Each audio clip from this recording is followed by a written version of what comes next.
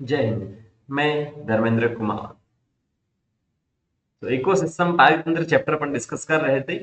Last session में अपन ने pyramid तक डिस्कस कर लिया था। पारिस्थितिक जो पिरामिड है, चार पांच प्रकार के पिरामिड अपन ने डिस्कस किए थे। और आज के सेशन में अपन पढ़ेंगे तीन टॉपिक: पारिस्थितिक अनुक्रमण, पोषण चक्र और पारितंत्र सेवाएं। और उसके बाद में इस चैप्टर को अपन कर देंगे कंप्लीट। तो आपको सेशन को पूरा देखना है, उसके बाद में एनसीईआरटी पढ़ना है, और उसके बाद भी अगर कोई डाउट रहे, वैसा तो नहीं रहेगा, फिर भी अगर कोई रहता है डाउट तो आप कमेंट सेक्शन में कमेंट करके पूछ सकते हैं। 100% आपके डाउट को क्लियर किया जाएगा। ठीक है।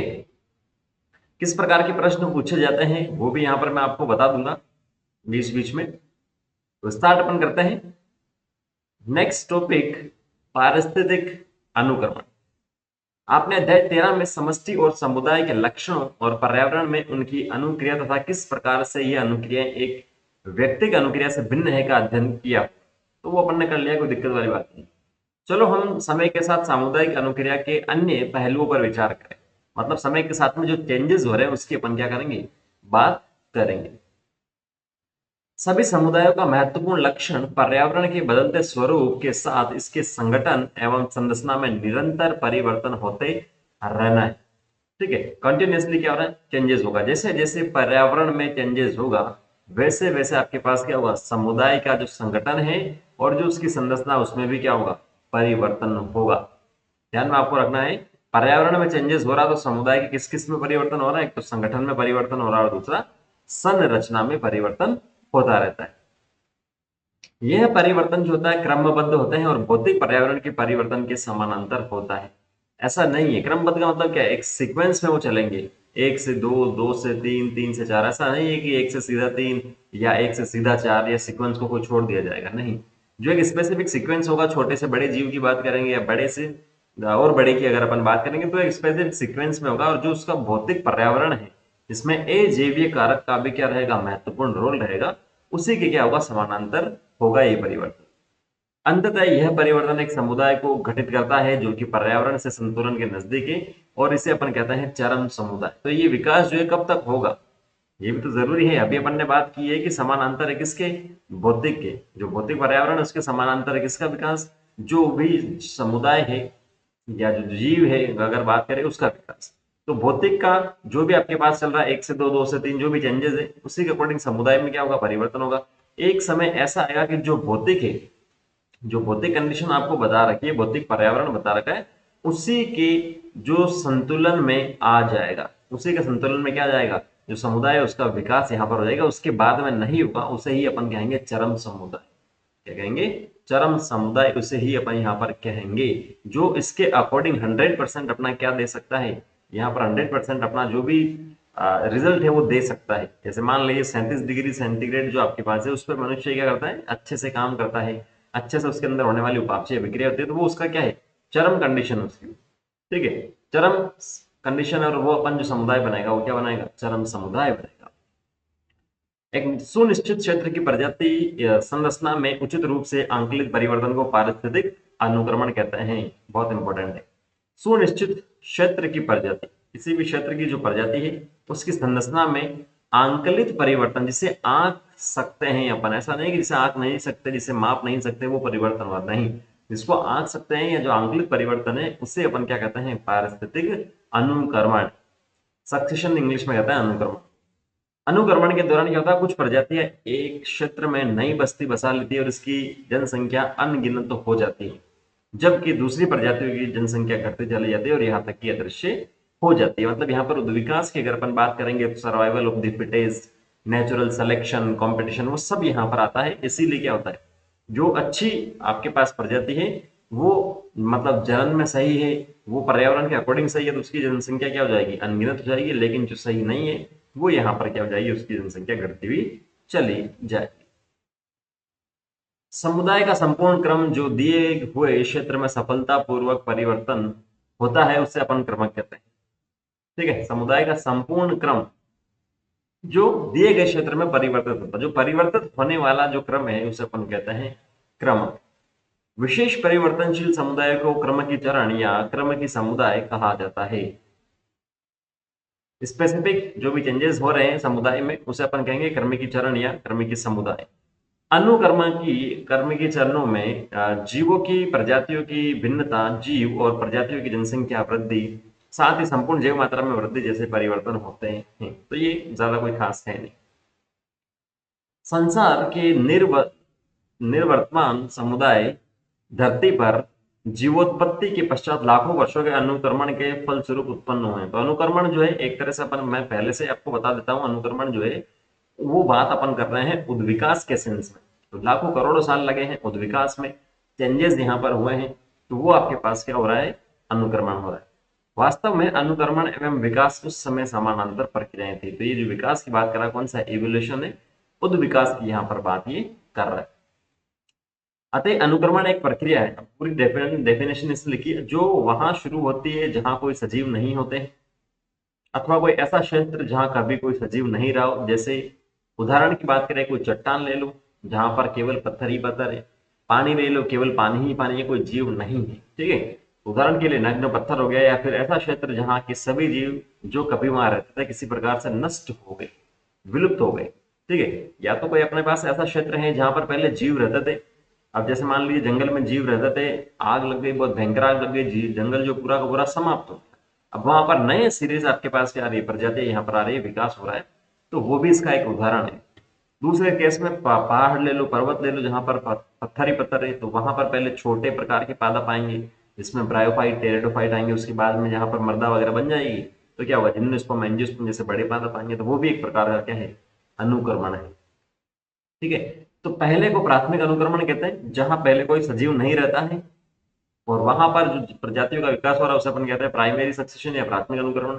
जबकि दूसरे को अपन द्वितीय अनुक्रमण के रूप में जानते हैं। दूसरा जो आपने बोला अभी कि किसी भी प्रकार के सजीव वहां पर रहते थे लेकिन वो क्या हो गए, नष्ट हो गए, मतलब पहले वहां पर हो रखा था अनुक्रमण, नष्ट हो गए, वापस से हो रहा, तो वो क्या हो जाएगा, द्वितीय अनुक्रमण यहाँ पर हो जाएगा। प्राथमिक अनुक्रमण पाए जाने वाले क्षेत्रों का अनुक्रमण है, जैसे तुरंत ठंडा लावा, लावा जो निकलता है वो अगर ठंडा होता है, वहां पर किसी प्रकार के जीवों का विकास होता तो वो प्राथमिक मानेगा, क्योंकि सबसे पहले होता है।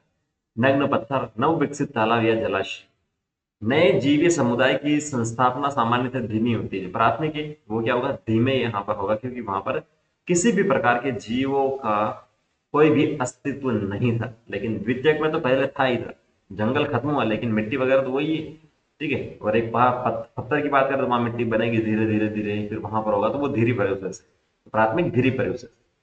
विविध जीवों के जीवीय समुदाय की संस्थापना से पूर्व वहां उपजाऊ मिट्टी होना आवश्यक है।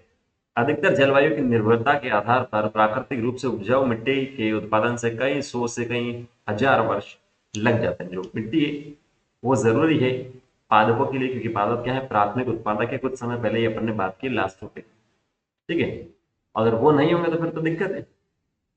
अब बात करते हैं द्वितीय अनुकरण में, ऐसे क्षेत्र से प्रारंभ होता है जहाँ प्राकृतिक जीवीय समुदाय निरस्त हो गए। प्राकृतिक जीवीय समुदाय, जंगल में आग लगी, मैंने आपको बताया था, सूखा आ गया, कोई तालाब वगैरह है, जलाशय है, वहां पर सूखा पड़ गया, तो उसके अंदर रहने वाले जीव खत्म हो जाएंगे, ठीक है। तो वो जो प्राकृतिक जीव आवास थे वो निरस्त यहाँ पर हो रहे, लेकिन थे तो सही, और वापस से बन रहे, इसीलिए सफर बोलते हैं द्वितीय। जैसे लिखा है कि पूरी तरीके से छोड़ी गई कृषि योग्य भूमि, जले या कटे वन, बाढ़ से प्रभावित जमीन, जबकि कुछ मिट्टी या उसाद इनमें उपस्थित रहता है। अनुक्रमण की क्रिया प्राथमिक अनुक्रमण की अपेक्षा क्या रहती है, तेज रहती है।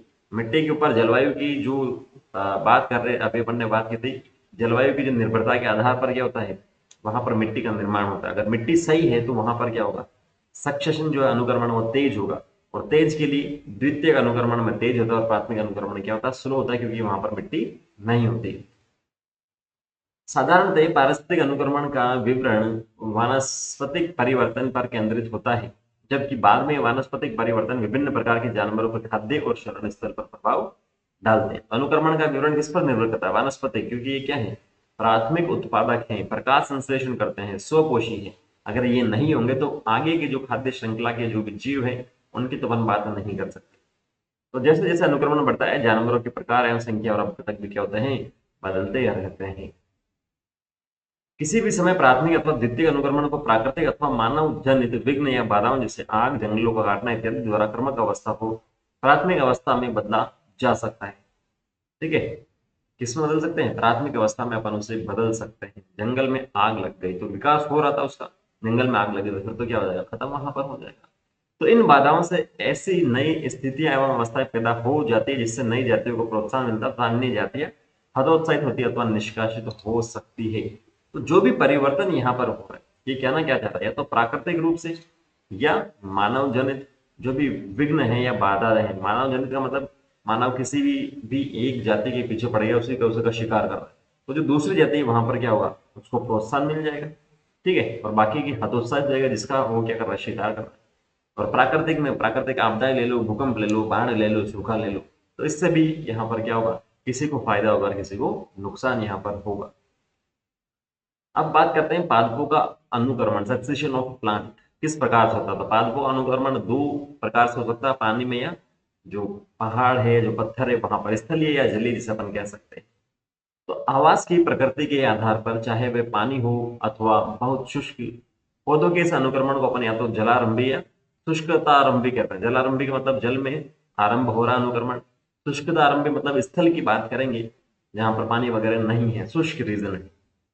तो जलारंभी अनुक्रमण जलमग्न क्षेत्रों में होता है और अनुक्रमण श्रेणी हाइड्रिक से सामुद्रिक परिस्थिति की ओर अग्रसर होता है। तो यहाँ कुछ अवस्था इन्होंने बता रखी है, चित्र में, चित्र भी आएगा। तो हाइड्रिक जो है मतलब केवल पानी से स्टार्ट होता है और आगे चलकर क्या हो जाए? सामुद्रिक परिस्थिति मतलब जंगल वगैरह वहां पर बन जाते हैं। आरंभ कहाँ से हो रहा? जल से, इसीलिए कहा गया जलारंभी। इसकी विपरीत शुष्कता आरंभी अनुक्रमण में क्या होता है? शुष्क क्षेत्र होता है और ये श्रेणी शुष्कता से सामुद्रिक मतलब जहां पर शुष्क रीजन है, रेगिस्तान ले लो, ठीक है, वहां पर कुछ भी नहीं है, वहां से धीरे धीरे जंगल की ओर अपन चल रहे हैं, तो वो हो गया सामुद्रिक, ठीक है। अतः जल आरंभी और शुष्कता आरंभी दोनों ही अनुक्रमण मध्य जल इस परिस्थिति न तो बहुत शुष्क और न ही बहुत जली, ठीक है, बीच की ओर वो जाते हैं, अग्रसर होते हैं। वह प्रजाति जो खाली और नग्न क्षेत्रों पर आक्रमण करती है उसे अपन कहते हैं मूल अन्वेषक प्रजाति। क्या कहते हैं? मूल अन्वेषक प्रजाति।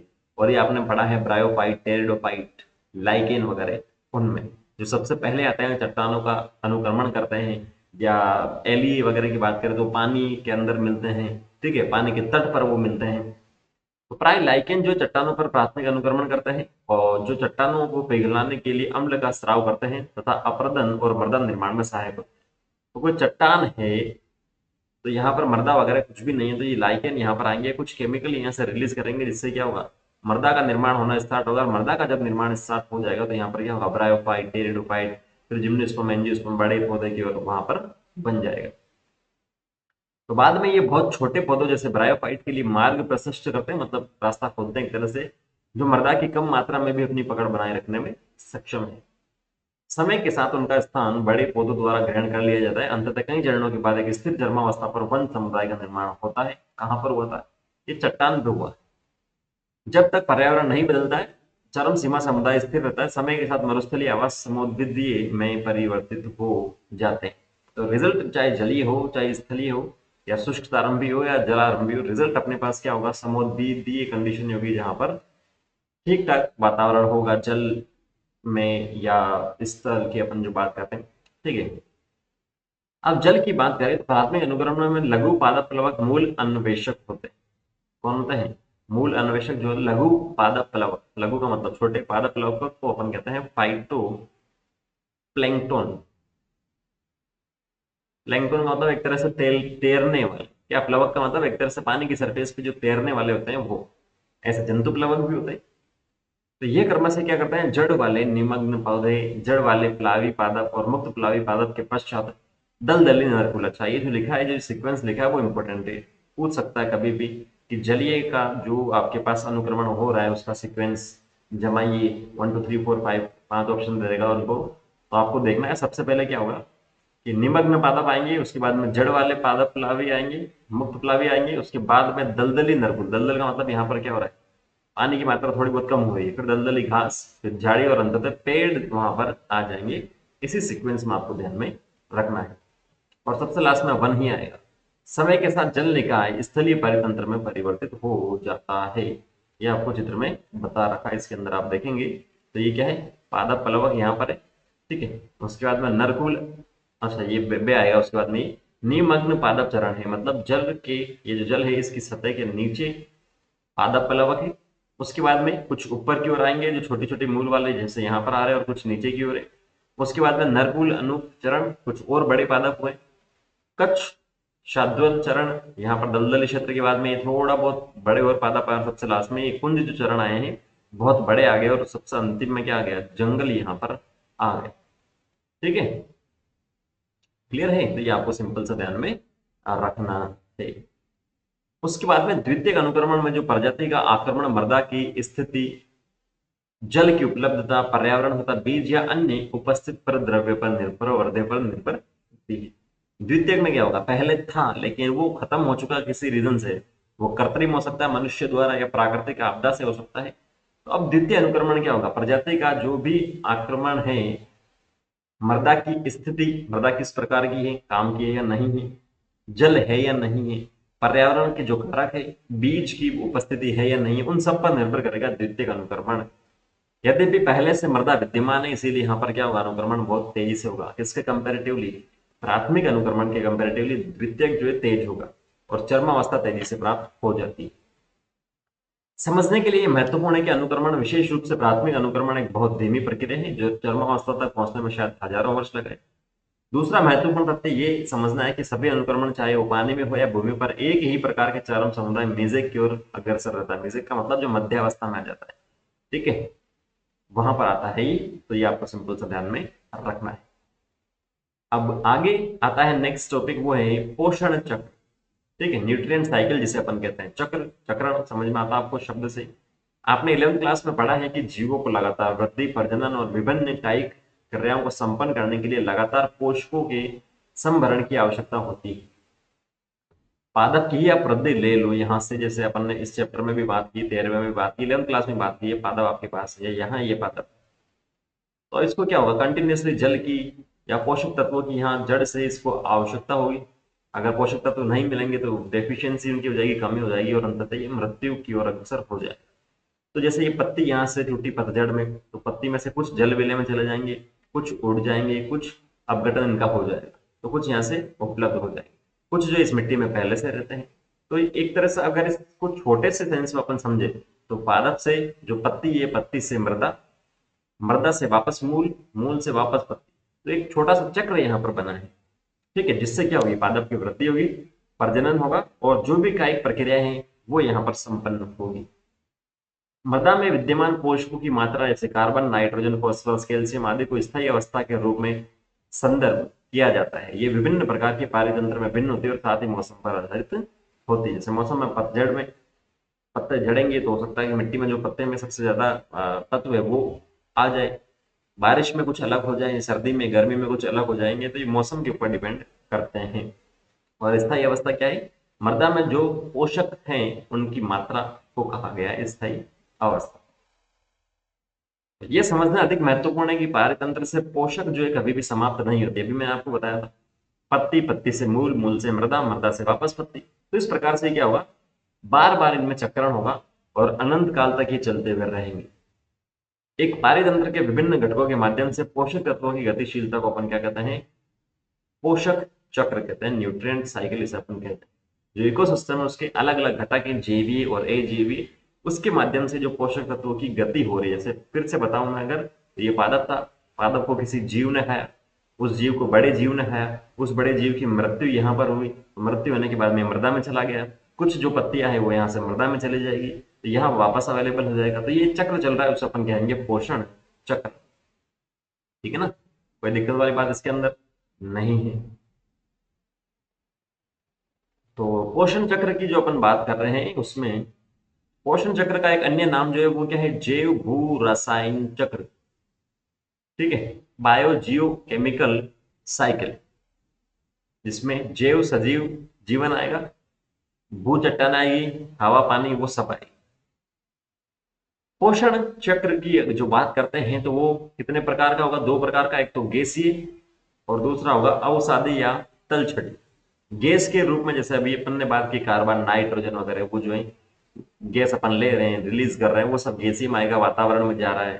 ठीक है, अवसादी या तलछटी की जो बात करेंगे, वो अवसादन जिसका होगा, ठीक है, डिकम्पोजिशन के थ्रू जो जाएगा वो आपके पास अवसादी या तलछटी में आएगा। गैसीय प्रकार के पोषण चक्र जिसमें नाइट्रोजन कार्बन चक्र आएगा, उसके भंडार वायुमंडल में है। अवसादी में अवसादन उनका होगा जैसे सल्फर और फॉस्फोरस। सल्फर और फॉस्फोरस गैस तो है नहीं, तो वो जीव से वापस फ्री होगा वातावरण में, वातावरण से वापस भोजन के माध्यम से जो भी एनर्जी के सोर्स के रूप में जीव तक जाएगा, तो ये चलता रहेगा इस प्रकार से। और वो कहाँ मिलेंगे? वो धरती की पटल या पपड़ी पर मिलेंगे। पर्यावरणीय घटक जैसे कि मिट्टी, आर्द्रता, पीएच, ताप आदि वायुमंडल में पोषकों के मुक्त होने की दर तय करते हैं। एक भंडार की क्रियाशीलता कमी को पूरा करने के लिए होती है, जो कि अंतर्वाह और बहिर्वाह की दर के एक संतुलन के कारण संपन्न होती है। इस चित्र को आप देख सकते हैं, यहाँ पर कार्बन चक्र बता रखा आपको। ये वायुमंडल, ये CO2 है। यहाँ से ये जो CO2 पहले स्टेप में आप देखेंगे तो जल में गई, जल में यहाँ से कैल्शियम युक्त जो अवसाद है, सॉरी, यहाँ से जो प्रकाश संश्लेषण जो कर रहा है वहां पर ही जाएगा, जलीय खाद्य श्रृंखला है। ठीक है। उसके बाद में श्वसन और अपघटन से कुछ जो श्वसन से छोड़ रहे हैं जीव, वो यहाँ पर चला जाएगा। कुछ जो CO2 है वो प्रकाश संश्लेषण के लिए काम में आ जाएगी, पादप वगैरह में, छोटे पादप, बड़े पादप में।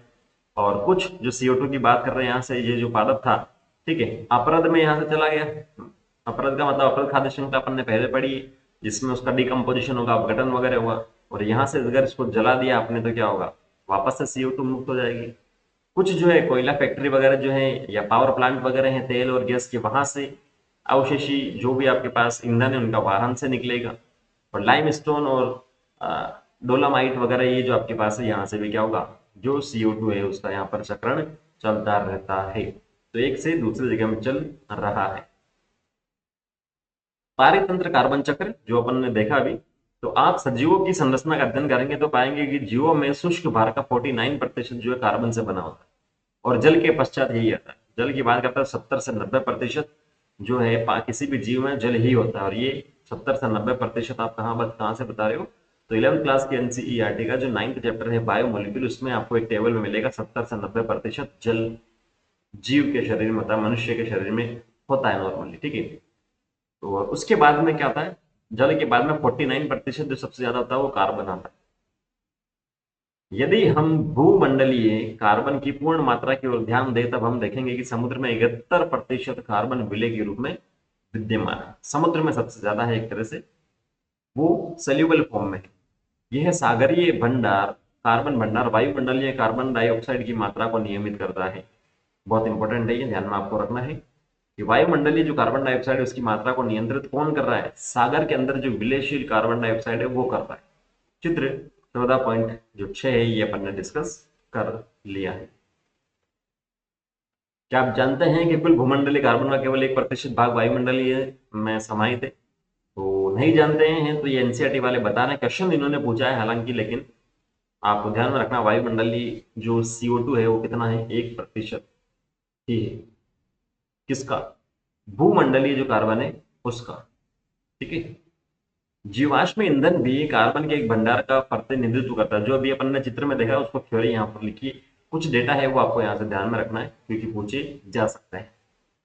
कार्बन चक्र वायुमंडल, सागर तथा जीवित एवं मृत जीवों द्वारा संपन्न होता है। एक अनुमान के अनुसार जीव मंडल में प्रकाश संश्लेषण के द्वारा प्रति वर्ष 4 × 10⁻13 किलोग्राम कार्बन का स्थिरीकरण होता है। और ये क्या है? बहुत महत्वपूर्ण है। एक अनुमान ही है, गैसीय तो प्रकाश संश्लेषण जब होता है तो एक साल में इतने किलो कार्बन का क्या होता है? फिक्सेशन होता है, स्थिरीकरण होता है। ठीक है। और महत्वपूर्ण कार्बन की मात्रा जो है CO2 के रूप में उत्पादक और उपभोक्ता के श्वसन क्रिया के माध्यम से वायुमंडलीय में वापस आ जाती है। चित्र आपको अगर समझ में आ जाता अच्छे से तो बाकी थ्योरी में कोई दिक्कत नहीं आएगी। इसके साथ ही क्या होगा? भूमि और सागरों के कचरा सामग्री एवं मृत सामग्री, कार्बन सामग्री की अपघटन प्रक्रिया के द्वारा भी CO2 की काफी मात्रा अपघटकों द्वारा छोड़ी जाती है। यौगिकीकृत कार्बन की कुछ मात्रा जो है अवसादों में नष्ट होती है और संचरण द्वारा निकाली जाती है। लकड़ी के जलने, जंगली आग, जीवाश्म ईंधन के जलने के कारण कार्बनिक सामग्री, ज्वालामुखी क्रिया आदि जो है वो वायुमंडल में CO2 को क्या करते हैं? मुक्त यहाँ से करते हैं। कार्बन चक्र में मानवीय क्रिया के लाभों का महत्वपूर्ण प्रभाव है। तेजी से जंगलों का विनाश हो रहा है, मनुष्य अपने मतलब के लिए कर रहा है। परिवहन एवं ऊर्जा के लिए जीवाश्मी ईंधनों को जलाने आदि से महत्वपूर्ण रूप से वायुमंडल में CO2 को मुक्त करने की दर यहाँ पर बढ़ी है। और बाकी 16वें चैप्टर में अपन क्या करेंगे? डिस्कस करेंगे। यहां से प्रश्न पूछा गया है नीट में पारितंत्र जो है फॉस्फरस चक्र है। अवसादी चक्र जो है, क्योंकि गैसीय हो चुका कार्बन वाला, और दूसरा अवसादी में, उदाहरण अपन समझ रहे किसका, फॉस्फोरस चक्र का। तो फॉस्फोरस अपन को पता है झिल्लियों में मिलता है, न्यूक्लिक अम्ल डीएनए और आरएनए में मिलता है। कोशिकीय ऊर्जा स्थानांतरण एटीपी, एडिनोसिन ट्राइफॉस्फेट, तो यहाँ पर भी फॉस्फोरस है ही अपने पास। उसका क्या है, महत्वपूर्ण घटक है। अनेक प्राणियों को अपना कवच, अस्थियां एवं दांत आदि बनाने के लिए इसकी आवश्यकता होती है। कवच का मतलब जो कवरिंग है, बोन्स में कैल्शियम होता है, दांत में कैल्शियम होता है। फोस्फोरस का जो प्राकृतिक भंडारण है वो चट्टानों में है, जो कि फोस्फेट के रूप में फोस्फोरस को संचित करता है। फोस्फेट PO4-3 उसके रूप में क्या करेगा, फोस्फोरस को संचित कर रहा है, कौन, चट्टानों में। जब चट्टानों का अपक्षय होता है और थोड़ी मात्रा में फोस्फेट भूमि के विलयन में घुल जाते हैं, तब उन्हें पादपों की जड़ों द्वारा अवशोषित कर लिया जाता है। जैसे अभी अपन ने बात की, कोई चट्टान थी, यहाँ पर सक्सेशन हुआ, अनुक्रमण हुआ, तो अनुक्रमण होने के बाद में मिट्टी वगैरह बनी, और अपन ने बात की कि जो चट्टान है उसी में क्या है, फोस्फोरस संग्रहित है। मिट्टी बनी तो यहाँ से पादप में, पादप से छोटे जीव, छोटे से बड़े जीव, और बड़े से और बड़े जीव में वो चला जाएगा। शाकाहारी और अन्य जानवर इन तत्वों को पादप से ग्रहण करते हैं। चित्र में बता रखा, और वो चित्र सीधा एज इट इज AIPMT में पूछा गया है 2015 या 16। ठीक है, कंफर्म नहीं है लेकिन पूछा गया है 2015 या 16 में से।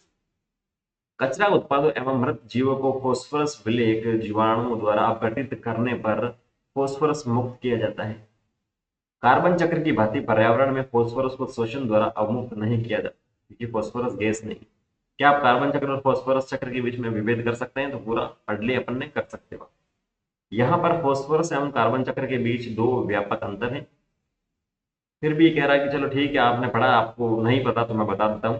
पहला है, बरसात के द्वारा वायुमंडल में फोस्फोरस का निवेश कार्बन निवेश की अपेक्षा बहुत कम होता है, क्योंकि CO2 की फॉर्म में, मोस्टली गैस की फॉर्म में कार्बन चला जाता है, जबकि फोस्फोरस नहीं जाता है। दूसरा है कि जीवों और पर्यावरण के बीच फोस्फोरस का गैसीय विनिमय बिल्कुल नगण्य है। तो दोनों पॉइंट को रिलेट करके अपन देख सकते हैं। ये चित्र AIPMT में पूछा गया है। यहाँ से A कर देगा वो, यहाँ से B कर देगा, और यहाँ से C कर देगा। बताओ ABC क्या है, इस प्रकार से पूछा गया। ठीक है, तो ये उत्पादक अपने पास पादप, उपभोक्ता, अपरद उनका हो रहा है, अपघटन उनका हुआ तो मृदा में चला गया, मृदा से वापस से उद्वाह के द्वारा क्या होगा, उत्पादक में चला जाएगा। या फिर जो उत्पादक है वो खुद ही क्या हो जाएगा, लिट्रोफोल या कर्कट, मतलब उनका भी अपरद में चला जाएगा। जैसे पादप खुद ही है वो चला गया, और पादप को किसी ने खाया तो वो उपभोक्ता हो जाएगा। उसके बाद में ये जो चट्टान वगैरह है, वहां से अपक्षय विलयन होगा, वो मृदा में चला जाएगा, और अंततः वो वापस उत्पादक के पास पहुंच जाएगा। ठीक है, तो ये AIPMT में पूछा गया है, काफी महत्वपूर्ण है। पिछले 5-6 साल में इसी तरह नहीं पूछा तो पूछ सकता है। और इस चैप्टर का सबसे आखिरी टॉपिक है पारितंत्र से। जो भी इकोसिस्टम में अपने पास है, पर्यावरण में है, पारितंत्र में है अपने पास, अपन जो ले रहे हैं वो एक तरह से, जैसे ऑक्सीजन अपन ले रहे हैं तो वो निःशुल्क है, जल अपन ले रहे हैं तो सरकार अपन से पैसा ले रही है, लेकिन नेचर तो अपने को फ्री में दे रही है। तो अगर इनका एस्टिमेशन अगर लगाएं कितने हजार में, कितने करोड़ रुपए में ये अगर मिले आपको खरीदोते, तो वो जो सेवाएं हैं वो है पारितंत्र सेवाएं जो फ्री में मिली। तो एक स्वतंत्र स्वस्थ पारितंत्र आर्थिक, पर्यावरणीय और सौंदर्यात्मक वस्तु एवं सेवाओं के विस्तृत परिसर का आधार है। पारितंत्र प्रक्रिया के उत्पादों को पारितंत्र सेवाएं के नाम से जानते हैं। जैसे स्वस्थ वन पारितंत्र की भूमिका वायु एवं जल को शुद्ध बनाना है। जो वन है वो शुद्ध बना रहा है इनको, सूखा एवं बाढ़ को घटा रहा है, वो पोषक को चक्रित कर रहा है, भूमि को उर्वरक बना रहा है। कौन, जो स्वस्थ वन पारितंत्र है वो जंगली जीवों को आवास उपलब्ध करा रहा है, जैव विविधता को बनाए रख रहा है, फसलों का परागण करवा रहा है, कार्बन के लिए भंडारण स्थल उपलब्ध करा रहा है, सौंदर्यात्मक, सांस्कृतिक, आध्यात्मिक मूल्य यहाँ पर वो प्रदान कर रहा है। तो वो सेवाई है जो वो अपनी कर रहे हैं, और अपन क्या कर रहे हैं उसके बदले में, अपन उसी को नुकसान हो जा रहा है, अपन कुछ भी नहीं दे रहे हैं उसको। यद्यपि जैव विविधता की इन सेवाओं का मूल्यांकन करना एक कठिन कार्य, परंतु यह मानना उपयुक्त है कि जैव विविधता को एक ऊंची कीमत की पर्ची प्रदान की जानी चाहिए। अब ये आगे आने वाले जो दोनों पैराग्राफ है बहुत इंपॉर्टेंट है इस चैप्टर के। रॉबर्ट कॉन्स्टेंजा और उसके साथियों ने हाल ही में प्रकृति के जीवन समर्थक या आधारीय सेवाओं की कीमत निर्धारित करने का प्रयास किया, जिसमें गैस, खाना पीना वो सब आएगा। तो शोधकर्ताओं ने इस मूलभूत पारिस्थितिक तंत्र की सेवाओं का एक वर्ष की कीमत बताई। इन्होंने 33 ट्रिलियन अमेरिकी डॉलर, जो अपने आप में बहुत बहुत बहुत से भी बहुत ज्यादा है। रॉबर्ट कॉन्स्टेंजा ने कितनी बताई, जो मूलभूत जो अपने पास है 33 ट्रिलियन अमेरिकी डॉलर, और एक अमेरिकी डॉलर 80 से भी ज्यादा रुपए का है इंडिया में। बहुत ज्यादा अमाउंट है ये, एक तरह से देखा तो, जिसे मनुष्य अपने मतलब के लिए खराब कर रहा है, जिसे व्यापक तौर पर अनुदत भाव या लापरवाही से लिया जा रहा है, क्योंकि ये मुफ्त में प्राप्त होता है। चले जाओ हॉस्पिटल, प्राइवेट हॉस्पिटल में ऑक्सीजन सिलेंडर के पैसे कितने जुड़ते हैं पता चल जाएगा, 5 लीटर ऑक्सीजन की, 10 लीटर या 15 लीटर के अपने आप से। तो यह वैश्विक सकल उत्पादक या जीएनपी, ग्रॉस नेट प्रोडक्ट की जो बात कर रहे हैं अपन, ठीक है, की कीमत का लगभग 3 गुना ज्यादा है, जितना प्रोडक्शन हो रहा है उससे 3 गुना ज्यादा है, जो कि 18 ट्रिलियन अमेरिकी डॉलर है। विभिन्न पारितंत्र सेवाओं की कुल लागत में से 50% केवल मृदा की संरचना के लिए है, जबकि शेष सेवाएं जैसे कि पोषण चक्र, मनोरंजन आदि प्रत्येक 10% से कम भागीदारी रखते हैं। सबसे ज्यादा जो रोल है वो किसका है? सोइल स्ट्रक्चर, मृदा की जो संरचना है उसी का है, क्योंकि अगर मृदा नहीं है तो फिर तो कैसे विकास होगा, कैसे अनुक्रमण होगा, कैसे जीव की जो एनर्जी फ्लो है वो यहाँ पर होगा। ठीक है, और बाकी जो है जैसे कि पोषण चक्र, मनोरंजन आदि जो 10% से कम उनका रोल है। वन्य जीवन के लिए जलवायु नियमन और वास की लागत लगभग प्रत्येक के लिए 6% है। वन में जो भी जीवन यापन कर रहे हैं वहां पर जलवायु को रेगुलेट करने वाला और जो आवास है उसकी लागत लगभग कितनी है? 6%। तो ये आपको ध्यान में रखना, 50% केवल मृदा की है, बाकी 10% भागीदारी पोषण चक्र वगैरह की है, और जलवायु नियमन और वास की जो लागत है वो कितनी है? 6% है। 33 ट्रिलियन अमेरिकी डॉलर बताया रॉबर्ट कॉन्स्टेंजन ने। ठीक है, क्लियर है? तो ये कुछ यहाँ पर फैक्ट जो है आपको सिंपल से ध्यान में रखना है, इसमें समझना जैसा कुछ भी नहीं है। और यहाँ पर जो है अपना चैप्टर क्या होता है? कंप्लीट। उम्मीद मैं करता हूँ आपने इस सेशन को पूरा देखा है, आपको समझ में आया है। देखते तो नहीं है 100 में से कोई एक आध बच्चा देखता है, बाकी नहीं देखते मुझे ये पता है, लेकिन फिर भी उसे एक बच्चे के लिए मैं कर। तो इस सेशन को आपने कंप्लीट देखा, उसके बाद में आप एनसीईआरटी को पढ़िए, पूरी एनसीईआरटी पढ़िए, और एनसीईआरटी के पीछे के जो क्वेश्चन है वो आप सोल्व कीजिए, बीच के जो क्वेश्चन है वो आप सोल्व कीजिए। उसके बाद भी फिर भी आपको डाउट रहता है तो आप कमेंट कीजिए, कमेंट सेक्शन में 100% आपके डाउट को क्लियर कर दिया जाए। नई जानकारी के लिए आप टेलीग्राम चैनल जो है अपना अराइजन करियर एकेडमी का, उसे ज्वाइन कर सकते हैं। मिलते हैं नेक्स्ट सेशन में, बिना टाइम वेस्ट किए हुए पढ़ते रहिए। Thank you, all the very best. जय हिंद।